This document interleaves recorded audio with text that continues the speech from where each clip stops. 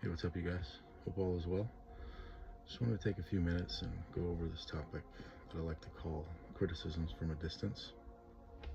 And where that comes from is when addiction hits a home, particularly a family member that's close to you, whether it's a brother, sister, son, or daughter, parent, spouse.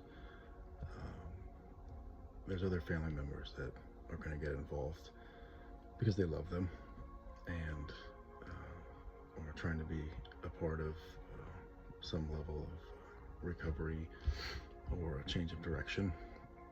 And as if dealing with outside family members doesn't come with enough challenges enough, when addiction hits, those challenges seem to be magnified and can be difficult to walk through.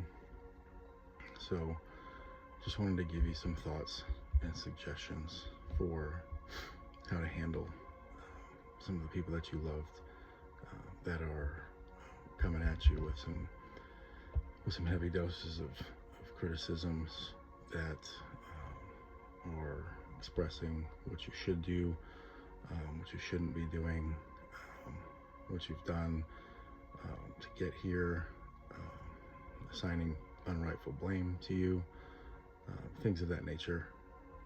How to interact with those people, because I do think that one thing addiction will do is it will start pulling down the people around the addict itself as well, with this force behind it, and in the effort to not get sucked into that world, I'd probably give some responses that go something to this effect. Listen, I know you want them to get better, and I know you care, and I know you love them, as we all do. But what I need you to know right now is my home has become the most stressful environment in my life. It's become something that I never thought it would be. I'm on edge all the time.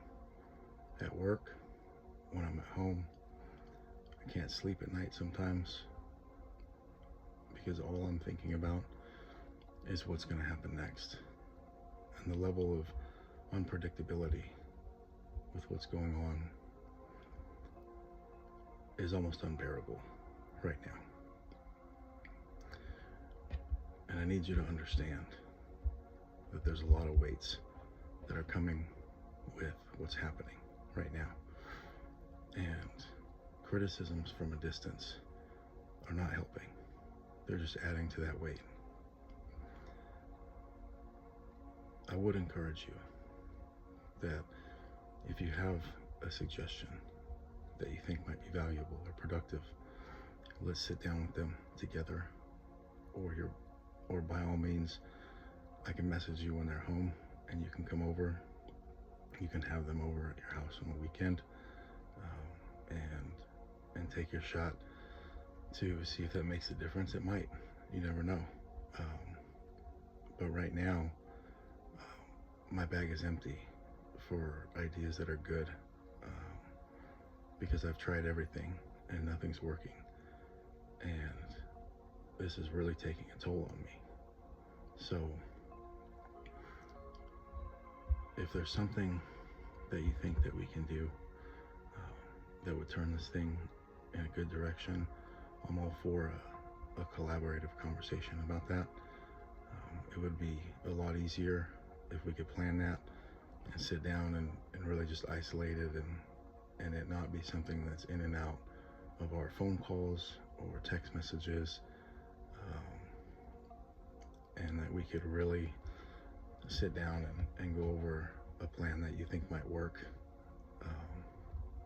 because I got nothing right now. Right now, I'm just trying to survive and trying to figure out what the best way to engage with the person I love is, because they're not listening to me.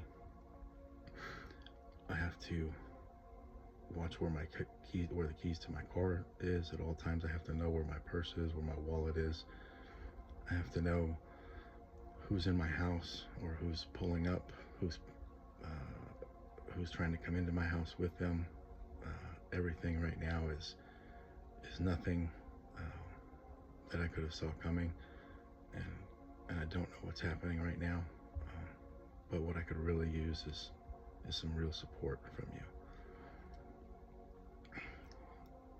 So that might be a good way to ease the tension and give some understanding to your life, and give some examples of what has happened, to help shed some light on what's going on.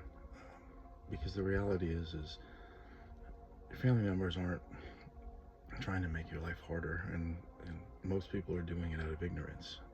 They don't know the pain associated with it. They don't know all the interactions that you have with your loved one, and those painful exchanges of words that you're having, and just how difficult this really is up close and personal. On the front lines, it's easy for us to criticize from afar, and we all do it, and we've all done it in some ways, because we only have a glimpse of a window of what's happening.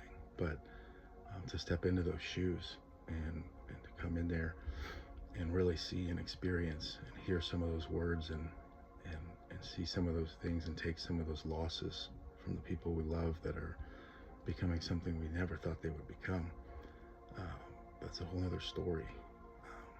And also know that no one's ever really gonna fully get it unless they're living it.